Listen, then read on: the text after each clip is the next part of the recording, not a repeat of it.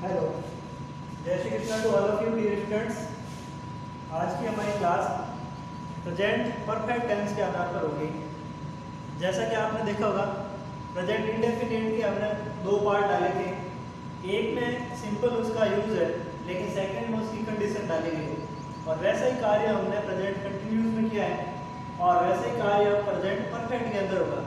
जो first part होगा उसके अंदर अपन उसको सिंपल जो उसके यूज है वो बताए जाएंगे, एक स्ट्रक्चर बता दिया जाएगा। लेकिन सेकंड पार्ट वो होगा जिसको अपन कह सकते हैं एज अ कंपटीशन लेवल, जिसके अंदर उसकी कंडीशंस को डाली जाएगी, उसके कुछ ऐसे स्पेशल रूल्स डाले जाएंगे, कुछ स्पेशल एडवर्ब डाले जाएंगे, जिसके अंदर ये बताया जाएगा कि इसकी अदरवाइज कंडीशन क्या होती है। ठीक है ना। तो इस फर्स्ट पार्ट के अंदर अपन क्या देखेंगे, present perfect tense. Present perfect tense, इसको करने से पहले एक चीज तो आपको पता ही होगी, इस परफेक्ट का मतलब क्या है। परफेक्ट का मतलब है पूर्णता। ठीक है ना। ये एक डेफिनेट है, डेफिनेट टेंस के आधार पर आता है। इसके अंदर हर कोई बात की पूर्णता पर क्वेरी दी जाती है। ठीक है ना। यानी कोई बात है उसके पूर्ण होने, कार्य के पूर्ण होने का इसके अंदर पूरा भाव भरा जाता है। ठीक है ना। कार्य पूर्ण कैसे, जैसे मैंने खाना खा लिया, खा लिया मतलब कार्य पूर्ण हो चुका है। कार्य की पूर्णता को दर्शाने के लिए प्रेजेंट के परफेक्ट टेंस का प्रयोग किया जाता है। अब देखिए इस प्रेजेंट के परफेक्ट टेंस के अंदर होता क्या है। तो इसके अंदर जो एचवी आती है वो एचवी आती है, एक तो आती है हैज और एक आती है हैव। ठीक है। बात अगर इसके एमवी की आती है कि एमवी का प्रयोग कौन सा होगा, तो एमवी हमेशा इसके अंदर आएगी एमवी थर्ड। ठीक है ना। एमवी का कौन सा रूप आएगा, एमवी थर्ड। और एचवी कौन सी है, हैज और हैव। अब बात आती है इसकी पहचान की, इसकी पहचान कैसे अपन करेंगे, ये कौन सा टेंस है। तो पहचान के लिए अपन देख सकते हैं इसके अंदर आएगा एक तो जैसे चुका, की, के, मतलब चुका है, चुकी है, चुके हैं, है आएगा तब तो प्रेजेंट परफेक्ट टेंस हो गई। ठीक है ना। और अगर कोई दूसरा है तो अलग टेंस देगा। ध्यान रखना, चुका है, चुकी है, चुके हैं। ठीक है। या फिर लिया है, ठीक है, दिया है। कहने का मतलब ये है कि अगर इस वाक्यांत में, वाक्य के अंत में क्या आना चाहिए, जैसे एक तो है आ है, ई है, ठीक है ना, ए है, ये अगर आ जाए तब हमें समझ लेना चाहिए कि हाँ प्रेजेंट का परफेक्ट टेंस ही है। ठीक है ना।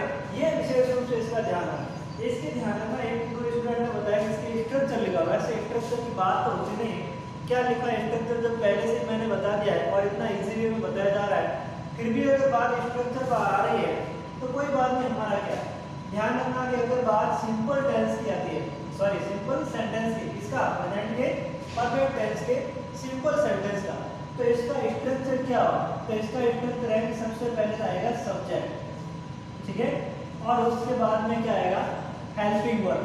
हेल्पिंग वर्ब क्या, एक है हैज या फिर हैव। ठीक है। और सब्जेक्ट, उसके बाद में हैजर, उसके बाद में आएगा, उसके बाद में है प्लस एमवी थर्ड। ठीक है। और उसके बाद में आएगा ऑब्जेक्ट। ठीक है। ये इसकी सिंपल सेंटेंस का क्या हो गया, स्ट्रक्चर है। बात अगर आती है नेगेटिव की, ठीक है ना, तो नेगेटिव कौन सा है, तो अगर उसको अपन स्ट्रक्चर देखना है तो सेम टू सेम आएगा। समूह वाला फॉर्मूला आपको पता है, स्ट्रक्चर तो पहले से मैंने बता दिया। ठीक है ना। प्लस एच हैज या फिर हैव। ठीक है। अब यहाँ पर क्या आएगा, यहाँ पर आएगा प्लस के बाद में यहाँ आना चाहिए नॉट। ये आ गया नॉट।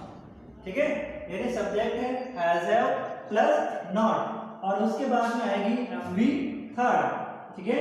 ये आई एमवी थर्ड, और उसके बाद में क्या आएगा, ऑब्जेक्ट। ओके। अब बात आती है नेक्स्ट। तो नेक्स्ट कौन सा होगा, इंटेरोगेटिव। ठीक है ना। अब इंटेरोगेटिव के अंदर सबसे पहले क्या आएगा, तो सबसे पहले आएगा हैज या फिर आएगा हैव। ठीक है। हैज हैव प्लस उसके बाद आएगा सब्जेक्ट। ठीक है। Has have plus subject.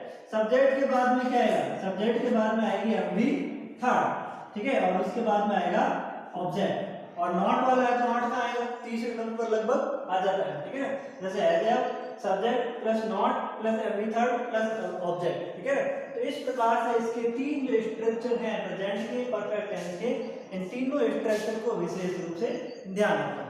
बस ज्यादा इसमें कुछ है नहीं, प्री कंडीशन तो हम सब के सब किसमें बताएंगे, नेक्स्ट में बताएंगे। तो तीन स्ट्रक्चर के आधार पर ही आपको सेंटेंसेस बनाने हैं। जैसे उसने भोजन कर लिया है, उसने भोजन कर लिया, ठीक है। अब देखो एक ध्यान रखना, ये जो है ना हैज, ये एक वचन कर्ता के लिए आता है और है आता है बहुवचन कर्ता के लिए, ठीक है ना। हैज एक वचन कर्ता है, वो किसमें आएगा, बहुवचन कर्ता में। तो देखिए उसने भोजन कर लिया है, तो उसने का मतलब क्या है, उसने किसने, या तो कोई महिला है या फिर कोई पुरुष होगा, यही होगा भाई। भोजन करने के सेंस में हम इतना ही तो दिमाग लगेंगे कि उसने किसने, या तो किसी महिला ने या किसी पुरुष ने। तो ही या सी अपन कोई भी अपन मान सकते हैं। अब दूसरा फॉर्म देखिए, सेंटेंस कैसा, सिंपल, सिंपल का स्ट्रक्चर ये है। तो सब्जेक्ट क्या होगा, ही या फिर सी प्लस हैज या हैव, तो इसके साथ में क्या आएगा, हैज, क्योंकि ये एक वचन करता है, ठीक है ना। अब तीसरा नंबर क्या है, भोजन, मतलब एमवी थर्ड, भोजन करना। तो भोजन करने को अपन क्या कहते हैं, टेकन, ठीक है, टेकन या इटन जो भी अपन बोलते हैं, ठीक है ना। तो ही या सी हैज टेकन, पीछे क्या बचा, देखो उसने मतलब ही या सी, ठीक है। और इसका अपन समझ सकते हैं, वैसे तो एक्चुअली, लेकिन इसको समझ लिया ये हो गया, ठीक है ना। अब टेकन मतलब भोजन कर लिए, अब पीछे क्या बचा है, सिर्फ और सिर्फ भोजन, ठीक है। तो ही या सी हैज टेकन द फूड, ठीक है। तो इस प्रकार से ये बन गया अपना स्ट्रक्चर कंप्लीट, ठीक है। ऐसे स्ट्रक्चर को ध्यान में रखते हुए आप तीन तीन सेंटेंस और बना लीजिए, ज्यादा आपको ज्यादा इसमें ध्यान देने की आवश्यकता नहीं, इजी है, ठीक है। और उससे भी ज्यादा आपके लिए आसान रहेगा, आप जितना हो सके इसको अपनी जो कॉलमफुल लैंग्वेज है, बोलचाल की भाषा, उसमें ज्यादा यूज करें। और जो स्ट्रक्चर मैं दे रहा हूँ उसको कॉपी में लिखना जरूर, ठीक है। याद नहीं होता तो उसको 4 बार पढ़िए, 5 बार पढ़िए, ठीक है ना। जब भी आप इसको ज्यादा जितना पढ़ोगे ना, उतना ही ज्यादा आपके लिए फायदेमंद होगा। Thank you so much for watching this. If you like it, please share to your all friends. Thanks.